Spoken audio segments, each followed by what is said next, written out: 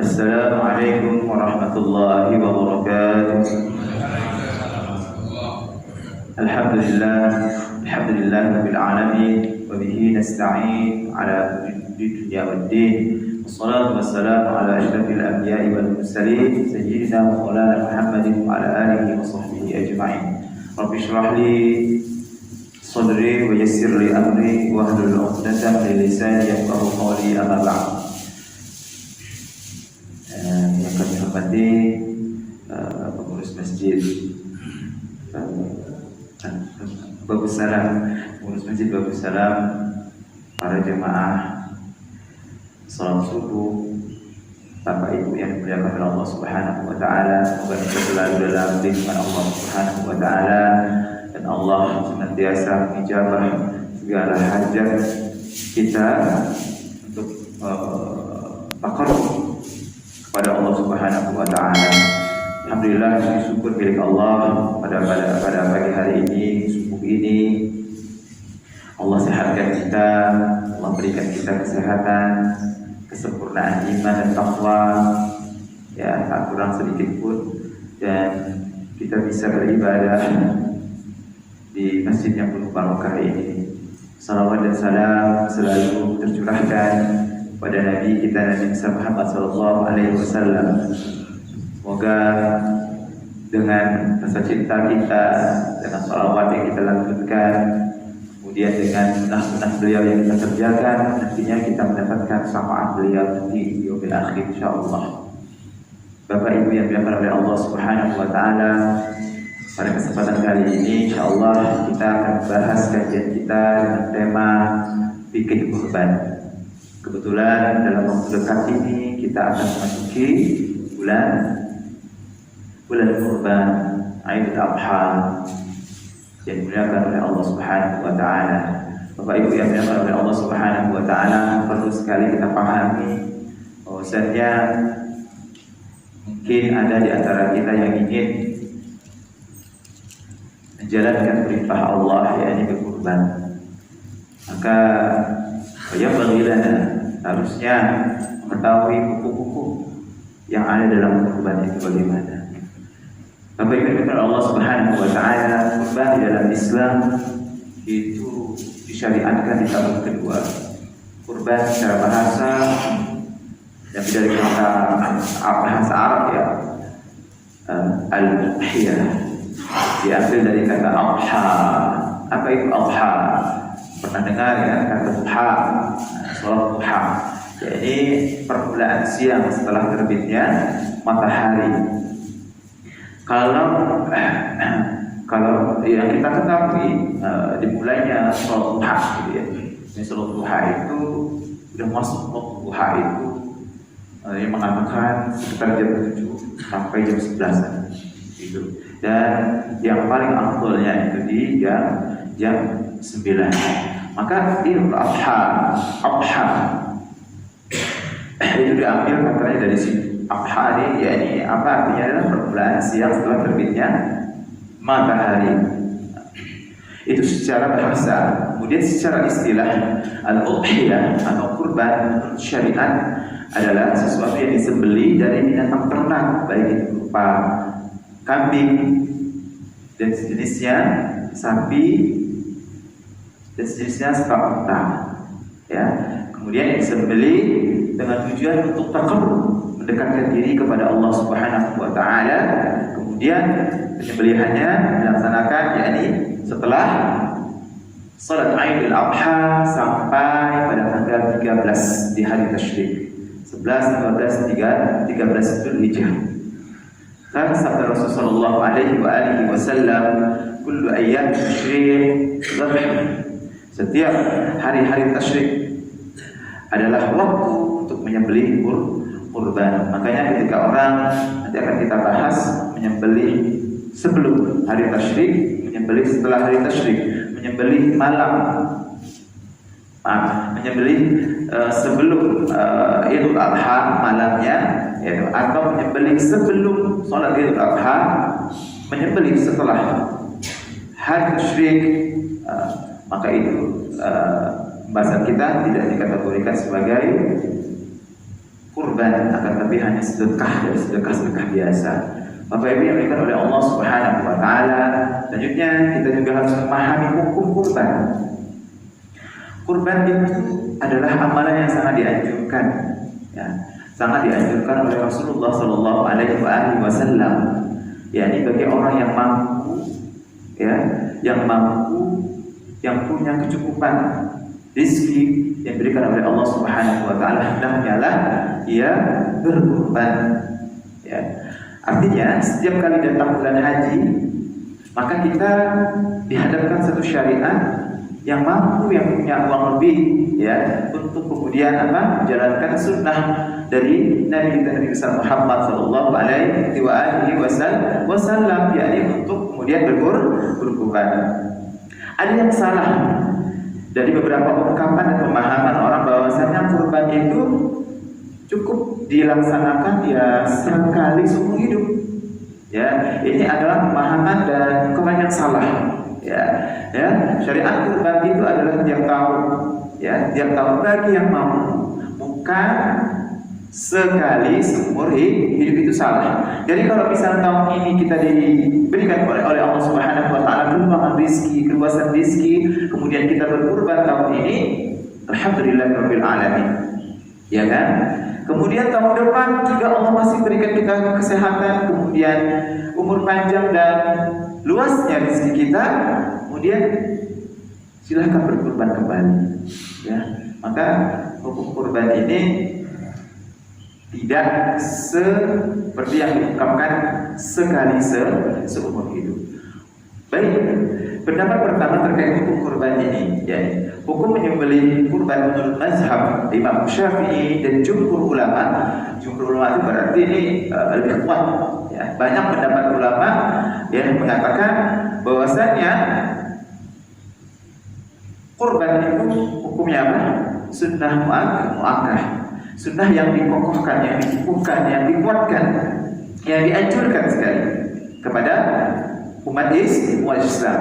Maka ibadah kurban itu adalah salah satu termasuk syiar yang luar biasa sekali di dalam agama Islam, ya, untuk memupuk makna kasih sayang kita dan peduli kita sesama.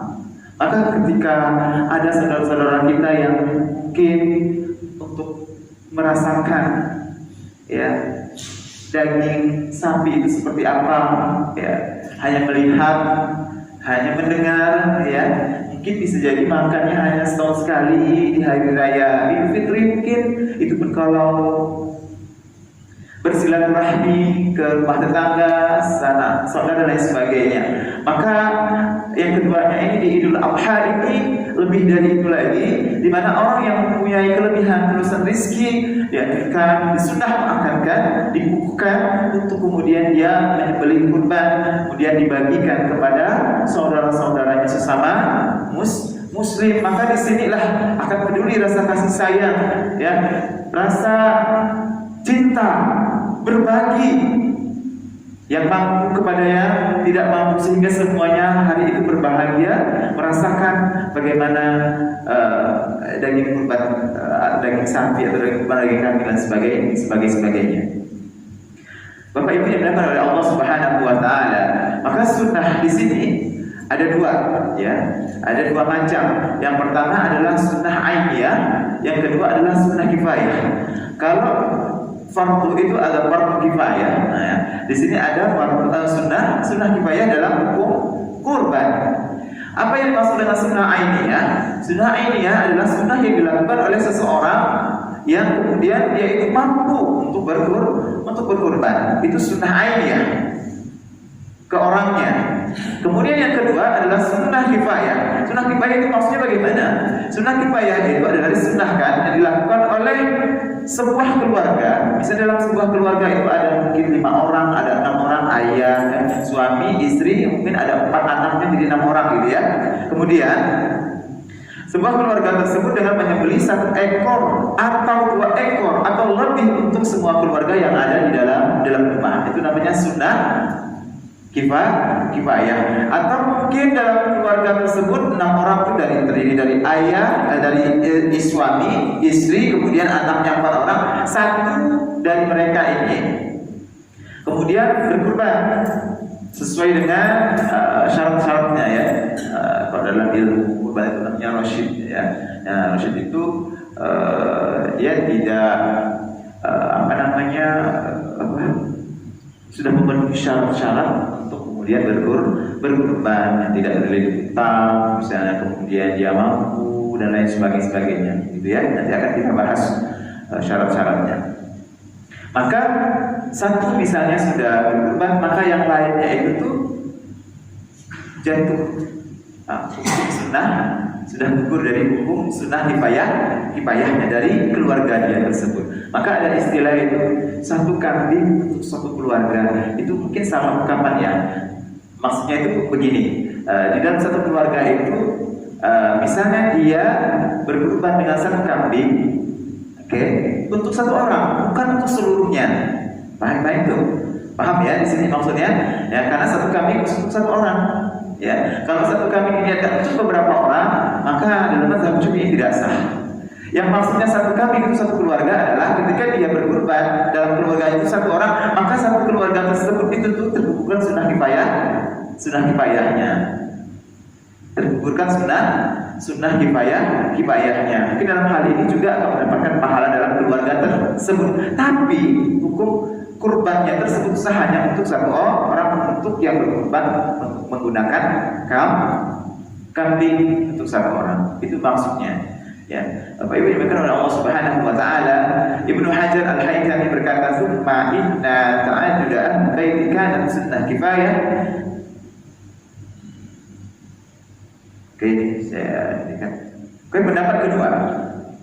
Pendapat kedua yakni hukum kurban menurut Imam Abu Hanifah. Ya, menurut Imam Abu Hanifah itu hukumnya adalah wajib. Itu wajib bagi yang mampu.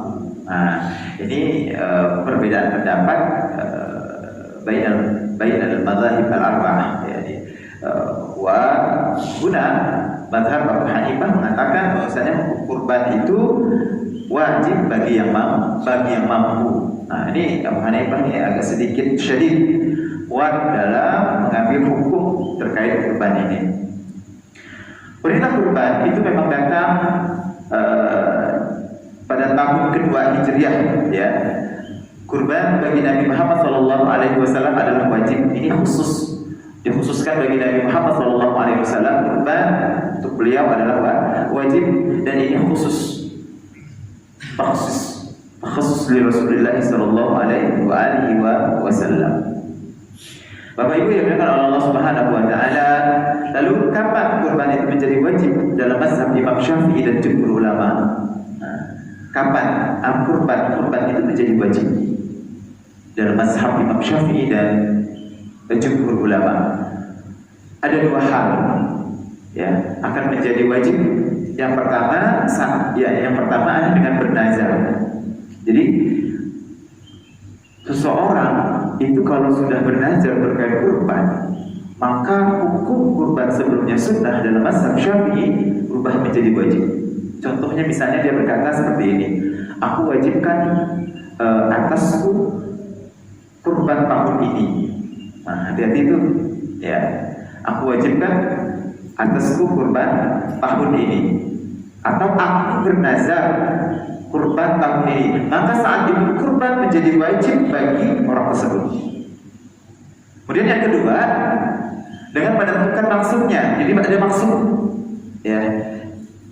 Jadi seorang misalnya mempunyai seekor kambing lalu dia berkata, ya, jadi bapak punya seekor kambing dan bapak berkata, bilang kambing ini aku pastikan menjadi kurban. Atau aku jadikan kambing ini kambing kurban. Maka setelah itu langsung jatuh wajib kurban. Ini dalam pandangan dalam mazhab apa? Mazhab Syafi'i dan kemudian jumhur ulama. Ya. Maka jangan mudah sekali itu saking semangatnya ingin kurban tahun ini. Nah, ya kan? Keluarin kata-kata seperti itu tuh. Itu harus diingat tuh, harus dicatat. Ya. Nah, ini menjadi wajib. Dan ketika kurban menjadi wajib, pun nanti aturan-aturannya berlaku. Ya, aturan-aturannya berlaku di mana yang berkurban ini tidak boleh makan sedikit pun dari kurbannya tersebut. Kalau kurban itu statusnya wajib. Beda kalau statusnya sunnah. Kalau status kurban itu sunnah, dia boleh makan, bahkan dianjurkan, disunahkan untuk mengambil. Bahkan para ulama itu bagi tiga, sepertiga. Nah, ya, itu diinginkan aja. Tapi tidak harus seperti itu. Semakin banyak dia memberikan kepada orang lain, semakin besar pahalanya. Ambil secukupnya saja. Ya, begitu Bapak Ibu yang dimuliakan oleh Allah Subhanahu Wa Taala. Maka kurban wajib ini adalah menjadi wajib ya. Jika dinazarkan, maka orang yang berkurban tidak boleh mengambil dari daging kurban tersebut sedikit, biarpun sedikit. Bahkan dalam penjelasan para ulama itu, ketika ada salah satu dari keluarganya yang dia nafkahi memakan daging dari kurban wajib tersebut, maka ketika dia tahu harus dia menggantinya, menggantinya dengan seberapa banyak yang dimakan oleh keluarga yang ia nafkahi. Bapak Ibu yang dimuliakan oleh Allah Subhanahu Wa Taala, selanjutnya hukum bergabung dalam satu kurban. Gimana hukumnya bergabung dalam satu kurban? Sudah maklum ya, kita ketahui bahwasannya satu ekor sapi bisa untuk 7 orang, satu ekor sapi, satu ekor unta, satu ekor kerbau bisa untuk 7 orang. Bergabung dalam satu kurban tidak diperkenankan untuk satu ekor kambing. Ya. Jadi satu ekor kambing itu adalah untuk 1 orang. Tetapi jika yang dijadikan kurban adalah sapi atau unta, maka boleh bergabung 7 orang. Artinya boleh 7 orang mengumpulkan uang kemudian membeli satu unta ya, atau sapi. Dari sapi tersebut diniatkan kurban untuk 7 orang. Ini adalah pendapat yang ada di dalam mazhab Imam Syafi'i, Imam Ahmad bin Hanbal, kemudian Imam Hanafi. Berbeda dengan nantinya Imam Maliki. Nah, Imam Maliki berbeda sendiri. Kalau yang tadi itu ya, Imam Hanafi yang berbeda mengatakan bahwasanya hukum kurban itu wajib bagi yang mampu ya. Sementara untuk yang ini hukum bergabung dalam satu kurban, Imam Maliki berbeda pendapat dengan 3 mazhab. Imam Syafi'i, Imam Ahmad bin Hanbal, dan Imam Hanafi ya. Rasulullah SAW bersabda, "An Jabir bin Abdullah radhiyallahu anhu qala naharna ma'a Rasulillah sallallahu alaihi wa alihi wasallam 'am al-Hudaybiyah al-badanata an sab'atin wal baqarata an sab'atin." Kami menyembelih kurban bersama Rasulullah sallallahu alaihi wa alihi wasallam pada tahun Hudaybiyah, 1 unta 7 orang dan 1 sapi untuk 7 orang. Dalam hadis Nabi sallallahu alaihi wasallam disebutkan fi riwayat Jabir bin Abdullah qala hajasna ma'a Rasulillah sallallahu alaihi wasallam fanaharna al-ba'ira an sab'atin wal baqarata an sab'atin. Sesungguhnya Rasulullah SAW telah menggabungkan saat haji di antara kaum muslimin setiap satu ekor sapi untuk 7 orang. Ya, itu dalam mazhab apa? Mazhab Imam Syafi'i, Imam Ahmad bin Hanbal, dan Imam Hanafi. Kemudian dalam mazhab Imam Maliki tidak boleh menggabungkan kurban dalam satu sembelihan, termasuk di dalamnya adalah sapi. Dalam mazhab Imam Maliki ya, artinya menggabungkan kurban itu tidak sah jika ada 7 orang untuk 1 ekor sapi. Ini mazhab Maliki. Kalau kita mazhab Syafi'i ya, kalau kita mazhab Syafi'i, di mazhab Maliki ini banyak di Afrika. Jadi banyak yang di Afrika, di Timur Tengah ada beberapa yang menganut mazhab Maliki. Maka di Afrika itu kalau ada yang sholat, teman-teman saya itu orang Afrika cerita, anjing itu biasa berkeliaran di saat dia sholat gitu ya. Dalam pemahaman itu jadi ada beberapa pendapat dari mazhab Maliki berbeda sedikit masalah itu gitu ya. Bapak Ibu yang dimuliakan oleh Allah Subhanahu wa Ta'ala, di dalam mazhab Imam Syafi'i jika ada orang yang berkurban dengan 1 unta atau sapi ya, atau sapi adalah diperkenankan. Artinya dalam mazhab Imam Syafi'i 1 unta atau 1 sapi bisa dijadikan kurban untuk 1 orang, atau hingga 7 orang. Kalau misalnya Bapak itu rezeki itu 1 orang sapi, 1 orang, gitu ya. Ya, baik. Ini satu keluarga ada 7 orang, dia mempunyai harta yang banyak, gitu ya. Satu-satu ini berkurban, jadi 7 ekor. Nah, ya, itu lebih mulia lagi, gitu ya. Masya Allah. Ini kan cuma setahun sekali, ya. Kalau mempunyai banyak rezeki yang luar biasa, ya 1 orang satu.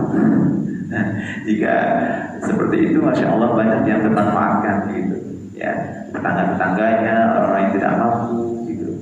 Bapak Ibu yang dimuliakan oleh Allah Subhanahu Wa Taala. Selanjutnya itu untuk kambing itu sapi. Selanjutnya adalah 1 kambing. Itu bagaimana dengan 1 kambing? Ya, 1 kambing untuk banyak orang. Ya, seperti kita pernah mendengar ya dalam kajian-kajian, kambing itu 1 keluarga. Itu mungkin pemahamannya. Memang betul 1 kambing boleh 1 keluarga, dalam artian di sini 1 kambing itu 1 orang, tapi 1 keluarga tersebut sudah tergugurkan sunnah kifayahnya. Maksudnya seperti itu. Bukan berarti 1 kambing ini boleh diniatkan untuk 7 orang, enggak, ya. Dan sepakat dalam hadis manapun bahwasanya itu kambing itu 1. Seperti Rasulullah pernah dalam riwayatnya juga kan untuk keluarga. Dalam artian di sini maksudnya adalah ketika beliau berkurban untuk 1 orang, kemudian keluarganya itu terdapatkan di situ, tergugurkan, yakni sunnah kifayahnya. Jika ada orang yang bergabung 2 atau 3, tetapi yang menyembelih adalah 1 kambing, maka hal tersebut tidak sah. Sangat berbeda dengan jika sebuah keluarga terdiri dari 10 orang dengan rincian 2 orang istri dan 8 anak misalnya, kemudian mereka hanya memiliki 1 kambing, ya, sehingga mereka hanya menyembelih 1 kambing. Itu salah satu dari mereka yang rasyid, seperti saya jelaskan di awal. Yang rasyid itu adalah yang memenuhi syarat kurban, tidak terlilit utang, failit dan lain sebagainya. Nanti akan kita bahas di akhir. Nah, itu. Jadi seperti ini secara maka yang menyembelih 1 kambing tersebut telah melaksanakan sunnah ainiyah, dan yang lainnya secara otomatis terikutkan dalam sunnah kifayah dalam satu keluarga tersebut, gitu ya. Nah, yang ini saya garis bawahi lagi, yang lainnya terikutkan ya dalam sunnah kifayah, gitu. Arti sunnah kifayah dalam kurban, apa sunnah kifayah dalam kurban ini? Dari keterangan hadis di atas sudah sangat jelas bahwa kambing 1 adalah untuk 1 orang, sapi 1 adalah untuk 7 orang. Akan tetapi ada hal yang harus diluruskan, ya. Ada sebagian orang belum memahami sunnah kifayah ini, lalu beranggapan bahwa 1 kambing itu bisa digunakan untuk 1 keluarga. Jadi saya jelaskan di awal tadi, Bapak Ibu yang dimuliakan oleh Allah Subhanahu Wa Taala, sunnah kifayah adalah jika ada sebuah keluarga terdiri dari 8 orang, 9 orang, 10 orang, atau berapa dalam keluarganya tersebut, kemudian salah satu dari mereka itu telah menyembelih 1 kurban, maka karena sudah ada 1 yang menyembelih, maka gugurlah tuntutan kesunahan bagi yang lainnya dalam keluarganya tersebut. Nah, artinya ini bukan 1 kambing untuk 8 orang, bukan seperti itu. Bukan 1 kambing untuk 8 orang, akan tetapi ini adalah 1 kambing untuk 1 orang, dan bagi yang lainnya telah gugur tuntutan sunnah kurban. Itu maksudnya di sini. Jadi bisa dipahami bahwa begitu pentingnya kita menghidupkan syiar kurban ini, hingga hari itu benar-benar menjadi hari raya, hari makan dan minum, hari bergembira bagi orang-orang yang beriman, sehingga jangan sampai sebuah keluarga sama sekali tidak berkurban.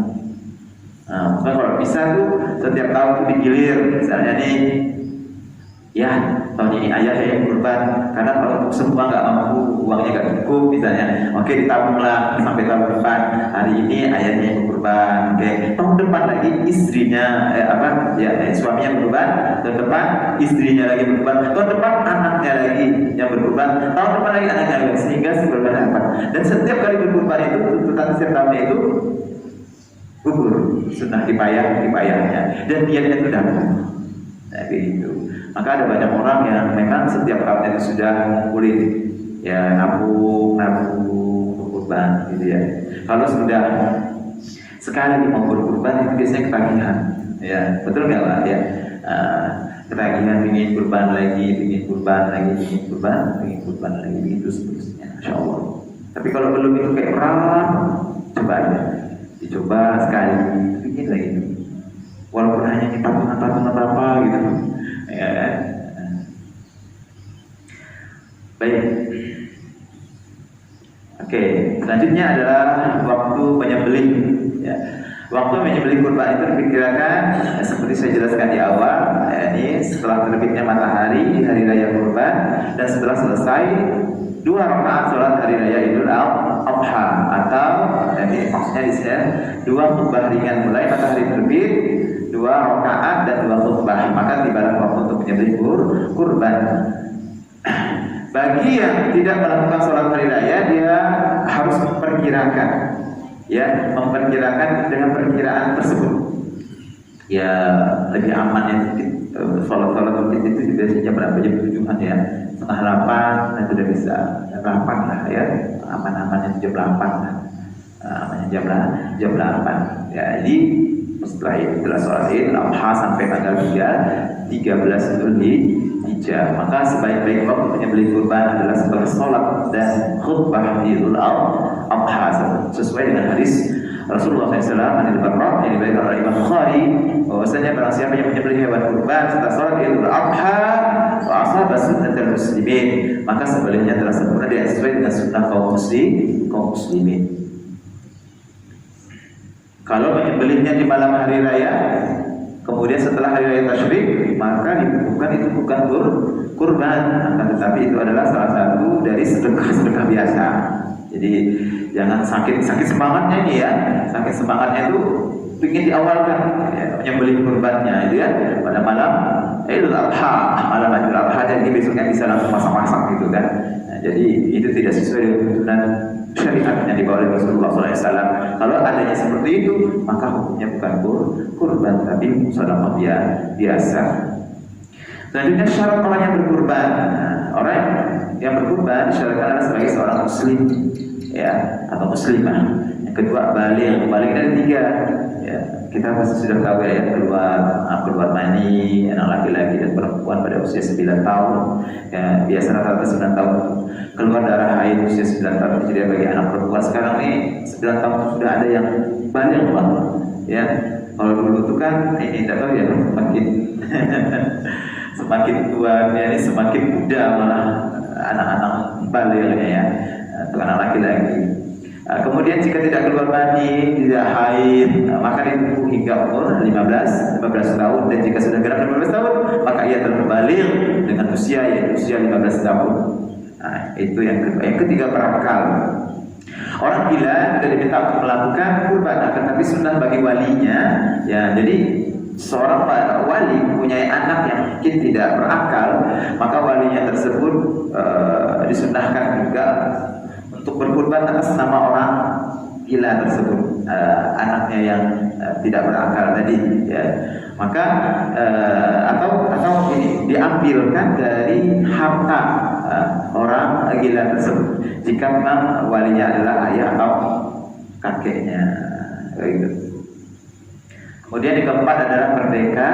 Yang kelima mampu di sini adalah punya kelebihan dari makanan pokok, ya. Mampu di sini adalah dia punya kelebihan dari makanan pokoknya, terus pakaian dan tempat tinggal untuk dirinya, ya, dan keluarganya di hari raya Idul Adha dan hari tasyrik. Kemudian yang keenam ini Rasyid ini bukan orang yang mahjur alaih. Mahjur alaih adalah orang yang tidak diperkenankan bertransaksi dengan hartanya, ya, baik karena tidak sempurna akalnya atau karena pailit atau terlilit hutang hingga semua hartanya itu tidak cukup untuk kemudian membayar hutangnya. Maka bagi siapapun yang memenuhi syarat-syarat tersebut, maka telah masuklah dia golongan orang-orang yang dianjurkan untuk kemudian bisa berkurban dan akan menggugurkan sunnah kifayah bagi yang lainnya. Selanjutnya, ini adalah macam-macam binatang yang boleh dijadikan kurban. Pertama, unta ini baiknya. Maka kalau kita ingin berkurban, mencari yang begitu hewannya yang bagus, yang sempurna, ya. Nah, ini untanya diperkirakan umurnya 5-6 tahun. Kalau sapi, ya, atau sapi kerbau itu umurnya 2 tahun ke atas lah, ya. Cari yang 2 tahun ke atas. Kemudian 3, kambing atau domba dengan macam-macamnya lah, yaitu kan umurnya mungkin 1 sampai 2 tahun begitu. Jika belum sampai pada umur tersebut di atas, akan tapi secara fisik ini, secara fisik dia belum nyampe nih, sapi ini 2 tahun ke atas, tapi fisiknya itu kayak menyamai sapi yang 2 tahun ke atas, maka itu tidak mengapa, ya, boleh, dan itu diperkenankan. Maka himbauan di sini Bapak Ibu yang dimuliakan oleh Allah Subhanahu wa taala untuk pemilihan binatang kurban nantinya agar binatang tersebut binatang yang gemuk dan sehat, ya, dengan warna apapun, ya, tidak ada harus warna ini, warna merah, warna kuning, warna ini sebagainya, tidak ada, ya, dan jenis kelamin apapun, ya, itu boleh. Terus selanjutnya sifat-sifat binatang yang tidak boleh dijadikan kurban. Nah, ini juga penting sekali karena ketika kita langgar ini maka bisa tidak sah kurbannya itu. Yang pertama adalah bermata sebelah atau buta. Ya, kurbannya itu matanya buta. Kemudian yang kedua pincang yang sangat kelihatan banget pincangnya. Kalau pincang masih dikit-dikit itu masih boleh. Ya, kalau pincang yang sudah kelihatan banget sebelahnya. Kalau jalan itu ke kanan, itu kan kelihatan miringnya ke kanan, itu pincang sangat. Yang ketiga yang amat kurus karena penyakit. Yang keempat penyakit yang sangat parah. Ya, ini perlu diperhatikan. Dan perlu dicatat juga adalah boleh dan sah berkurban dengan kambing, sapi, unta betina. Yang ada yang mengatakan tidak boleh dan sebagainya, ini salah. Kemudian boleh dan sah berkurban dengan binatang kurban dengan warna apapun. Jika berkurban dengan binatang dengan kekurangan tersebut di atas, maka tidak sah. Ya, matanya dia berkurban dengan mata sapinya itu buta, badannya bagus, ya, fisik dari sapi tersebut bagus, tapi matanya buta, kan tidak sah. Catatan di sini binatang kurban yang tidak memenuhi syarat tidak sah menjadi kurban, akan tapi menjadi sedekah biasa yang diterima oleh Allah Subhanahu wa taala. Seperti berita terbaru ini yang sedih, ya. Jadi di mana tuh di Sulawesi, ya,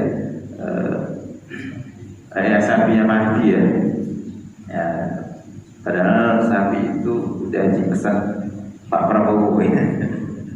Ya, Prabowo besar, ya, 100 berapa sekian juta, ya kan. Innalillahi wa inna ilaihi raji'un. Ya, itu. Jadi penting juga Bapak Ibu, kalau mau berkurban, jadi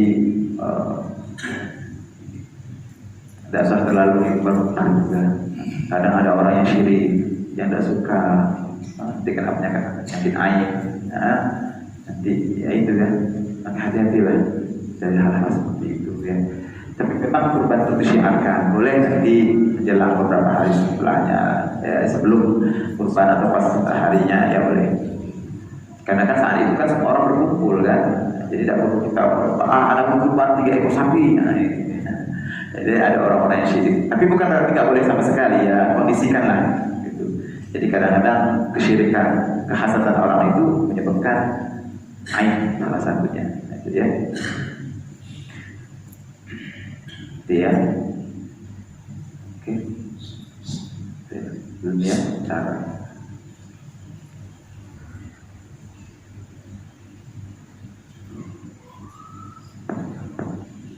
Oke, baik. Selanjutnya, oke, terakhir ini kita bagaimana cara membagi kurban.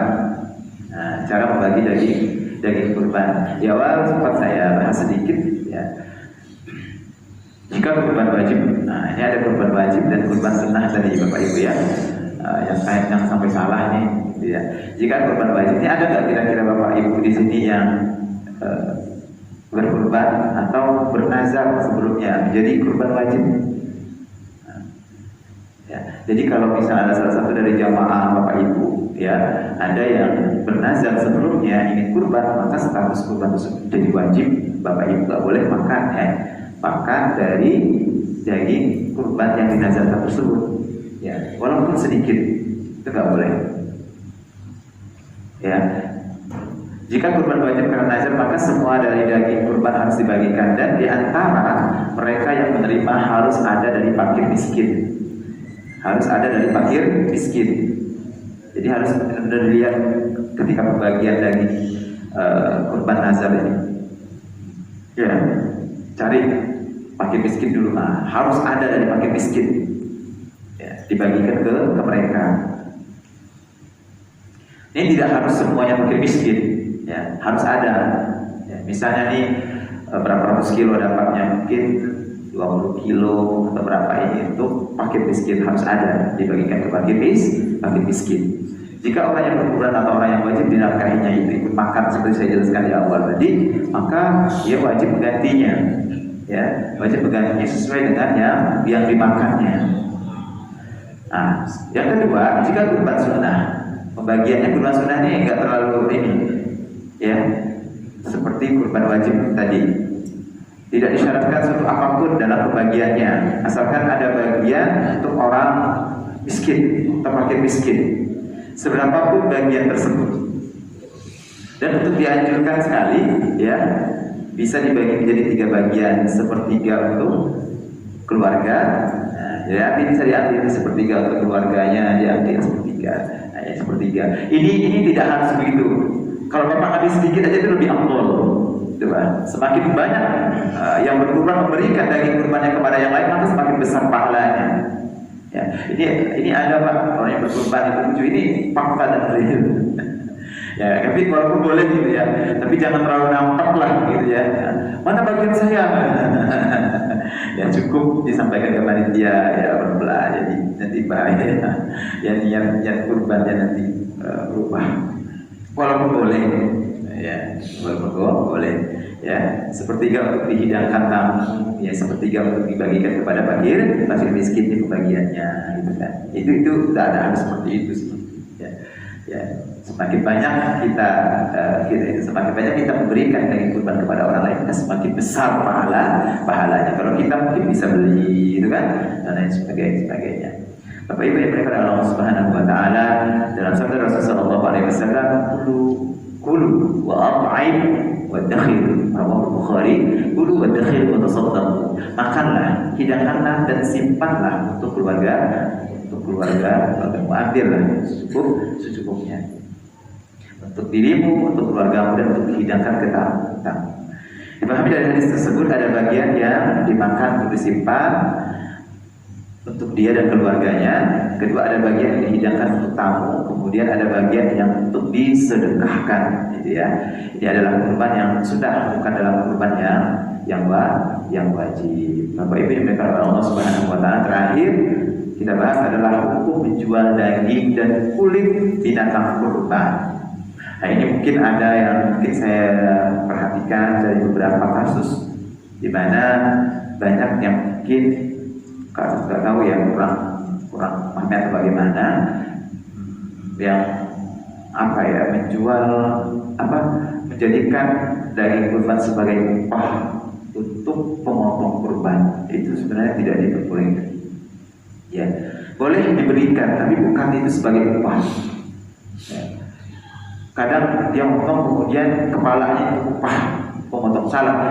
Jangan dijadikan sebagai upah, tapi boleh dikasihkan karena dia punya hak, bukan dia punya jatah lah ya. Nah, dia punya jatah juga untuk mendapatkan itu, boleh. Tapi jangan dijadikan itu sebagai upah. Jadi upah itu sebut lebih baiknya itu diberikan oleh si yang berkurban, lebih baiknya, lebih afdolnya. Lebih afdol, atau panitia sudah, atau ketika dia berkurban dia ngasihkan uang sekian, oh ini untuk upah, jadi di uang tersebut kemudian sesuai kesepakatan upah untuk nyembelihnya berapa gitu. Nah, itu di luar dari situ dia dapat jatah lagi. Jadi bukan upahnya diambil dari daging kurban, itu nggak boleh. Ya, itu tidak boleh. Ini kulitnya sebagai upah, ini kepalanya sebagai upah, ini daging pahanya sebagai upah, itu tidak boleh. Si pemotong itu boleh mendapatkan daging, tapi ingat banget sama panitia tidak dijadikan sebagai upah. Ya, hukum menjual daging kurban, hukumnya nih, menjual daging kurban adalah haram. Ya, ini maksudnya haram bagaimana nih? Haram ketika belum dibagikan, ya. Jadi sebelum dibagikan maksudnya haram nih. Tapi kalau misalnya sudah dibagikan nih, saya dapat bagian kurban, itu hak saya, boleh untuk dijual. Tapi kalau belum dibagikan, ya, belum dibagikan, maka nggak boleh. Nggak boleh. Adapun jika daging kurban sudah dibagi dan diterima, maka bagi yang menerima daging tersebut boleh menjualnya dan juga boleh menyimpannya. Begitu juga kulitnya. Tidak diperkenankan untuk dijual dan dijadikan upah bagi yang menyembelih. Akan tetapi bagi orang yang bukan menyembelih boleh menerima kulit, kepalanya, dagingnya, tulangnya, ya, semua bagian-bagian itu, karena itu adalah daging kurban sebagai bagian haknya. Akan tetapi tidak boleh daging dan kulit tersebut dijadikan sebagai upah. Ya. Jumhur ulama nih, berarti kebanyakan para ulama, Bapak Ibu ya, mengatakan bahwa karena kambing kurban itu memang kambing yang sudah diniatkan untuk Allah Subhanahu wa taala, maka tidak diperkenankan bagian dari binatang tersebut untuk dijadikan upah bagi yang menyembelih, dan tidak boleh dijual dari seluruh anggota tubuh binatang tersebut termasuk kulit, kaki dan kepala. Ya, ini jumhur ulama mengatakan seperti itu. Tapi kalau sudah dibagikan, itu silahkan hak ya yang punya daging itu, ya, jadi dibagikan ke bapak, misalnya dapat berapa, itu bapak ingin menjualnya, ingin menyimpannya, ingin mengasihkan lagi ke orang lain, itu boleh, silahkan. Ya. Saya bacakan dalam hadis Rasulullah Sallallahu Alaihi Wasallam, ya, ini dari kitab Sahih Muslim yang berbunyi, Amarani Rasulullah Sallallahu Alaihi Wasallam an aquma ala budnihi wa an tasaddaqa bi lahmiha wa juludiha wa ajillatiha wa an la u'tiya al-jazzara minha. Qala nahnu nu'tihi min 'indina. Kata Sayyidina Ali bin Abi Thalib, Rasulullah SAW menyuruh untuk menyembelih unta dan disedekahkan daging, kulit dan semuanya, dan tidak boleh memberi kepada yang menyembelih dari daging tersebut. Maksudnya adalah memberi sebagai upah, akan tetapi hendaknya kita memberi upah dari diri kami sendiri. Artinya upah yang menyembelih diambil dari orang yang berkurban atau yang lainnya, yang jelas tidak boleh diambil dari bagian dari binatang kurban tersebut. Maka menjual dari bagian daging kurban juga tidak diperbolehkan. Pada siapa yang menjual kulit binatang kurban, maka seperti itu dia tidak berkurban. Dalam hadis Rasulullah SAW, "Man ba'a jilda udhiyatihi fala udhiyatalah." Maka kulit binatang kurban harus diberikan kepada yang berhak menerima kurban tersebut, dan seorang menyembelih kurban boleh menerima kulit sebagai jatahnya sebagai orang yang berhak menerimanya, bukan sebagai upah penyembelihan. Adapun Bapak Ibu yang dimuliakan Allah Subhanahu wa taala, jika binatang kurbannya itu banyak banget dan kulitnya juga terlalu banyak, ya, kemudian susah untuk dimanfaatkan, ada keringanan pendapat dari Imam Ahmad bin Hanbal terkait masalah ini. Karena ada bantu-bantu banget kan, sehingga itu tidak dipedulikan kulit-kulitnya itu, dibiarin, gimana nih gitu kan. Ini ada keringanan dari mazhab Imam Ahmad bin Hanbali, gitu kan. Dan sebagian dari mazhab Hanafi mengatakan boleh kulit itu dijual, akan tapi uangnya tetap disalurkan ke orang yang berhak atau diutamakan kepada fakir miskin. Ini pendapat dari Imam Ahmad bin Hanbal dan Imam Hanafi. Karena dengan kasus seperti itu beliau mengambil pendapat yang lebih ringan. Jadi dalam keadaan tertentu pendapat ini bisa saja kita hadirkan jika dipandang akan lebih bermanfaat. Jika kasusnya seperti itu, boleh nggak berpindah ke mazhab ini dalam kondisi taufik, ya, gitu ya. Tapi tujuannya bukan ingin mencari yang ringan-ringan, berpindah mazhab bukan tujuannya mencari yang ringan-ringan, ini tidak boleh. Ya, misalnya kalau dalam mazhab Imam Syafi'i, kalau berwudu itu sangat ketat kan, ya, percikan air, ya. Kalau misalnya kita berwudu menggunakan centong, masuk ke dalam centong tersebut dikit aja masuk situ, udah sama, ini nggak boleh, ya. Kalau mazhab Imam Ahmad bin Hanbali, antum berwudu menggunakan air yang dalam centong tersebut selama tidak berubah warnanya, baunya dan rasanya, gitu sah. Ya, berwudu dalam ember kecil yang kurang dari 2 bulan boleh. Kalau tujuannya ingin cari yang ringan-ringan atau begitu, itu yang tidak diperbolehkan. Tapi dalam kondisi darurat seperti ini, gimana nih, bingung, kulitnya banyak, gitu kan? Kalau tidak ini kan gimana nih, bazir, gitu kan? Hanya boleh dalam ada keringanan dari pendapat Imam Ahmad bin Hanbal dan Imam Hanafi menjualnya, kemudian hasilnya dari jualan tersebut kemudian dibagikan kepada yang berhak, yakni dalam hal ini adalah fakir miskin. Akan tetapi yang terakhir, selagi masih bisa dibagi secara langsung dan yakin bermanfaat bermanfaat untuk dibagi secara langsung dan tidak dijual, itu lebih baik dan afdal. Nah, ya, jadi kalau misalnya ada susah itu pembagiannya, oke, mungkin dengan cara tadi ada keringanan dari mazhab Imam Ahmad bin Hanbal, mazhab Hanafi membolehkan itu. Yang terakhir pembahasan kita ini adalah mana yang harus didahulukan antara kurban atau akikah. Ya, kurban dulukah atau akikah dulu yang harus didahulukan ini? Yang didahulukan ini apa? Kurban. Ya, kurban ya. Maka yang didahulukan kurban atau akikah? Yang didahulukan adalah kurban. Kenapa? Apa alasannya? Karena kalau kurban tersebut satu, ini tidak ada perbedaan pendapat ya dalam kesunahannya. Bahkan ada yang mengatakan kurban itu wajib. Mazhab siapa yang mengatakan wajib? Mazhab Hanafi tadi. Kalau mampu wajib. Ya. Nah, kemudian yang kedua, karena apa? Karena kurban terbatas waktunya. Maka dahulukan kurban dari akikah. Kurban terbatas waktunya cuma 4 hari. Ya, 10, 11, 12, 13. Sementara akikah itu kapan waktunya akikah? Terbentang dari lahir hingga sang anak dewasa, akil baligh. Bahkan lebih dari itu sampai dia tua pun boleh.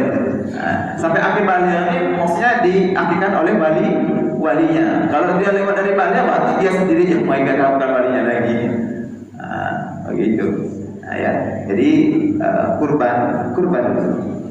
Jika masih belum baligh, maka yang dianjurkan untuk mengakikahnya adalah kedua orang tuanya. Tapi kalau sudah dewasa, mampu, ya sudah, ya maka itu gugur tuntutan sunnah atas orang tuanya tersebut dalam berakikah.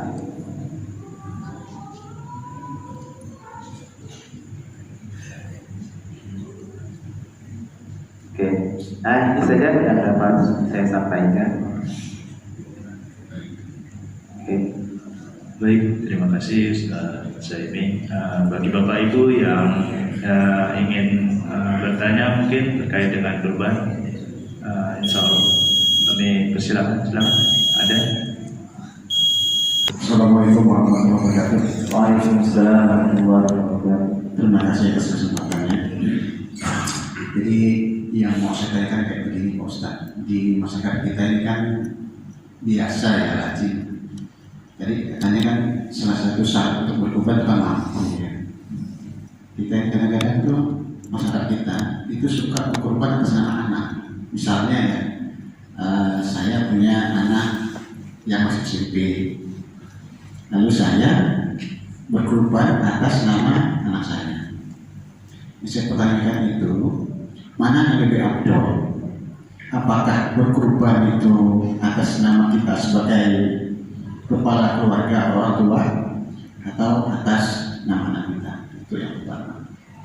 Kemudian yang kedua, tadi itu kan terkait dengan kulit dan sebagainya. Apabila tidak bermanfaat itu bisa dijual, itu boleh kan. Tapi kalau misalnya kasusnya begini, kita ini kadang-kadang masyarakat itu kan juga tidak mempunyai kemampuan untuk mengolahnya gitu. Jadi ada masyarakat tertentu atau katakanlah tetangga kita itu yang mengambil kulitnya atau mengambil kakinya untuk dibagikan beberapa orang saja, atau untuk katakan atau 2 atau untuk 3 orang saja gitu. Itu apakah diperbolehkan? Terima kasih. Assalamualaikum warahmatullahi wabarakatuh.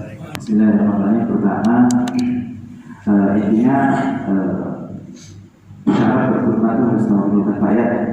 Ya, syarat berkurban itu syarat berkurban adalah seorang muslim. Yang kedua, usia baligh. Ya, ini sudah baligh. Yang ketiga, berakal. Yang keempat, merdeka, mampu, dan rasyid. Nah, di sini anaknya yang Bapak tanyakan tadi itu sudah balik atau belum? Karena berbeda hukumnya. Kalau anaknya sudah balik, mati muskilah. Jadi, seperti saya sampaikan tadi, dalam suatu keluarga, maka Rasulullah SAW menyampaikan kepada kita semua terkait dalam hadis beliau juga, dalam hadis beliau juga beliau pernah berkorban satu keluarga. Maksudnya di sini adalah ketika dalam satu keluarga tersebut berkorban satu misalnya giliran, maka yang saya sampaikan tadi di awal, misalnya ayahnya dulu tahun ini, gitu kan. Nah, yang lain itu bergugurkan sunnah kifayahnya dan ada pahalanya juga, gitu. Tapi bukan pahala kurbannya, begitu ya. Dapat pahala kebaikan dari niatnya tersebut. Tapi satu kurban itu satu orang, kalau itu kambing. Ya. Kemudian tahun depannya lagi dia ingin mengkurbankan kurban untuk diniatkan untuk anak-anaknya. Nah, makanya di sini juga balik atau tidak balik. Kalau sudah balik berarti asal tidak apa-apa mengajarkan kepada anak untuk kemudian berkurban karena anaknya belum mampu. Katakanlah umurnya 11 tahun, 12 tahun, ya. Ayahnya mungkin tahun kemarin sudah berkurban. Kalau ayahnya yang belum berkurban, baiknya ayahnya dulu. Ya, kalau ayahnya sudah berkurban, tahun depan giliran lagi ibunya. Nah, kalau misalnya di tahun itu dia mampu berkurban 3 sekaligus, 3 orang sekaligus, 3 kambing sekaligus, misalnya dia, istrinya dan anaknya lebih diambil. Ya, begitu ya Pak Haji ya. Nah, kalau misalnya anaknya belum balik, gimana nih? Nah, gimana? Nah, itu hukumnya berbeda lagi karena syarat daripada kurban tersebut adalah apa?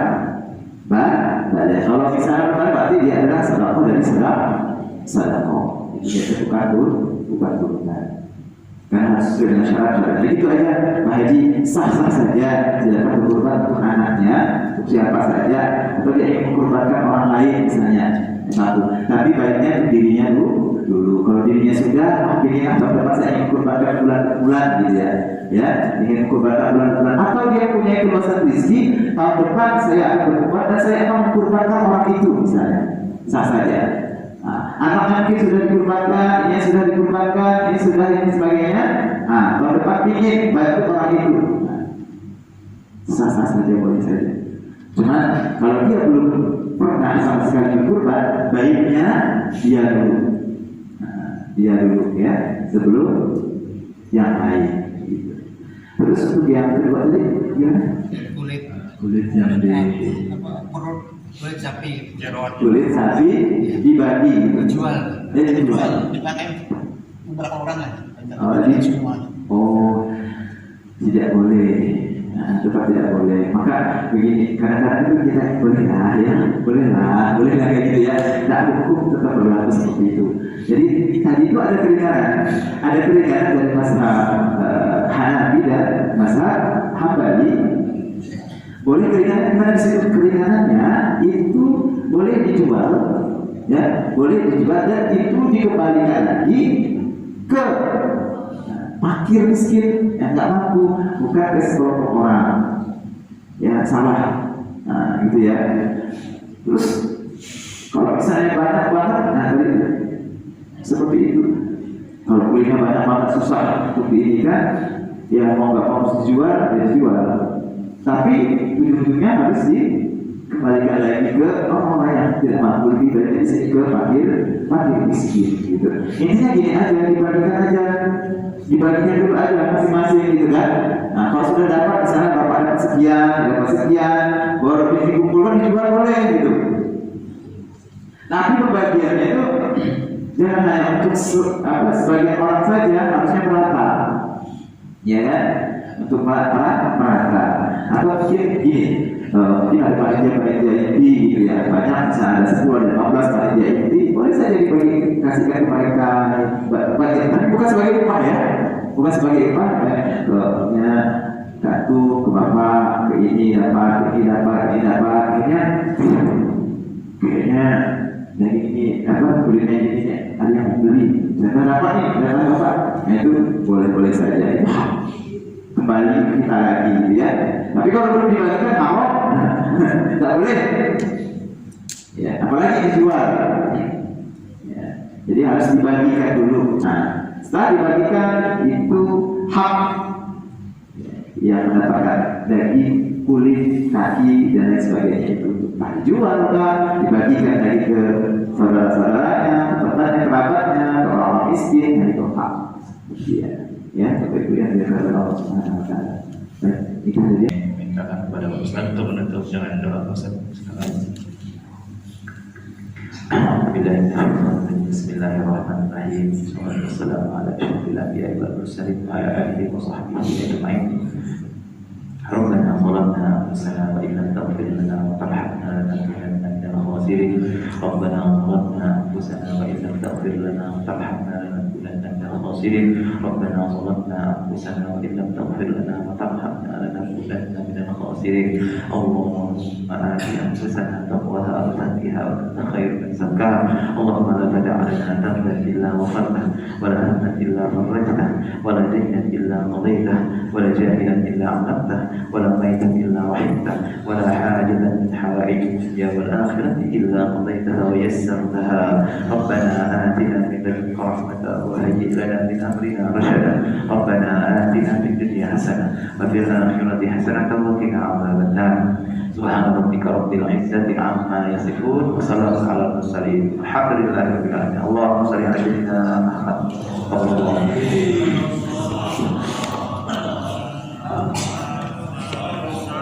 Alaihi wasallam sallallahu ala Muhammad sallallahu alaihi wasallam sallallahu ala Muhammad sallallahu alaihi wasallam sallallahu ala Muhammad sallallahu alaihi wasallam sallallahu Muhammad sallallahu alaihi wasallam sallallahu